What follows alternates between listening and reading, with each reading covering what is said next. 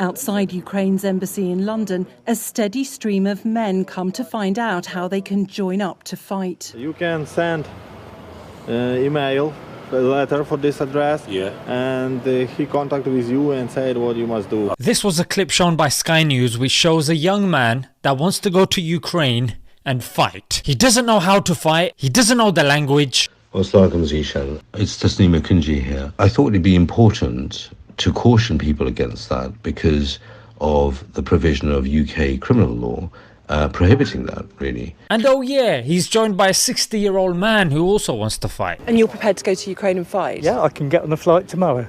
And if you don't mind me asking, how old are you? I'm 60. I mean, look at him, he's barely standing up as it is. What he's gonna do there, only Allah knows.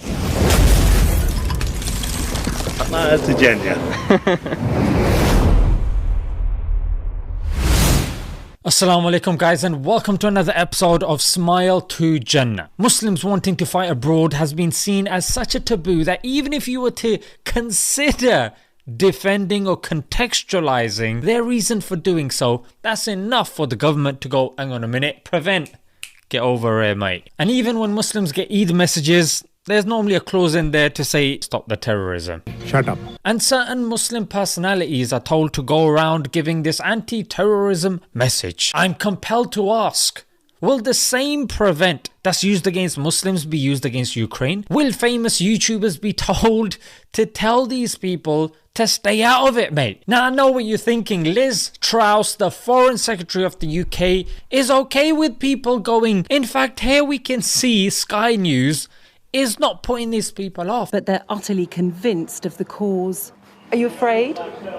Of course I am. It is somewhat glorifying it, or somewhat tacitly saying, yeah, I mean, you gotta do, you know what I'm saying? If I'm this scared and this apprehensive, and what are the people over there going through? So I was compelled to ask the legend Muhammad Tasneem Akunji, yes, the lawyer that smashed Tommy Robinson, mate. Yeah, he took him to court, and I think Tommy Robinson's had to pay hundreds and thousands of pounds, mate.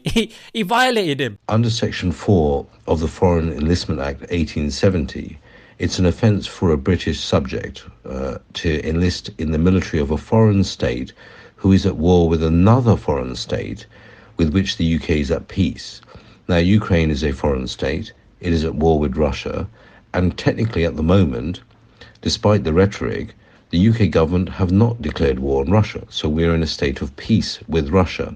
More importantly, it's also a criminal offence under Section 5 of the Foreign Enlistment Act to even leave the UK with the intent to serve a foreign state, again in the circumstances where that state is at war with another state who's at peace with the UK. There you go, mate. It's illegal. According to British law, mate, it's illegal. Will the United Kingdom be changing its law when it comes to Ukraine? The next thing I wanted to say, this just gets juicier and juicier. There are pictures coming out that this guy is an actor. Are Sky News using crisis actors? And if so, why? Again, it comes down to this question. Are you trying to encourage people to go there? And let's just say, for argument's sake, he's not a crisis actor. Yeah, maybe he is and Mr. Grandpa next to him is not. Okay, no problem. These people have been radicalized. Yes, they've been radicalized. What do I mean? A week ago, these people were fine, sitting at home, eating their pot noodles. However, now they're willing to go and get themselves killed. Hello, yeah, we've come to join the Ukrainian army or whatever they're called. They're not even sure of the army's name, but they're utterly convinced of the cause. What's changed in a couple of weeks? Watching the news. So if they can watch the news and be radicalized, then I'm sorry, are Muslims not allowed to be radicalized by watching the same news again and again? You should go on Muslim social media. Every other day, something to do with Palestine, something to do with India, the Uyghurs. We're constantly being bombarded by, hey. You cannot get radicalized, you Muslims. What on earth is going on? I'm actually I'm shell shocked. That's why I'm shell shocked. Jimbo, or whatever his name is, got radicalized in a week. Muslims have been seeing these images for years. And when a handful of us gets radicalized, oh ho ho. Thank you!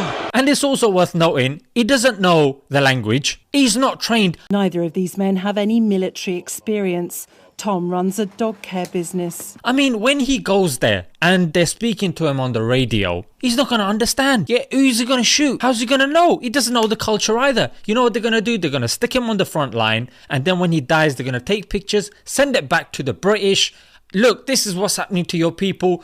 You need to get involved. Lastly, if by some miracle this Don manages to come back, as well as his friend, the dog groomer, or whoever, is the government gonna take responsibility for treating their mental health, giving them PTSD support? In fact, is the law going to be okay with them coming back? Because they go not being ready for war, they're gonna come back radicalized and ready for war, mate. How are you going to cater for these people? Food for thought, guys, and yet another hypocrisy that I felt compelled to highlight. And a special Jazakallah khair and thanks to Muhammad Tasneem Akunji, who was very instrumental in the research of this video and very helpful. I'm going to link his Twitter down in the description. Jazakallah khair for all the people that have been supporting me on Patreon.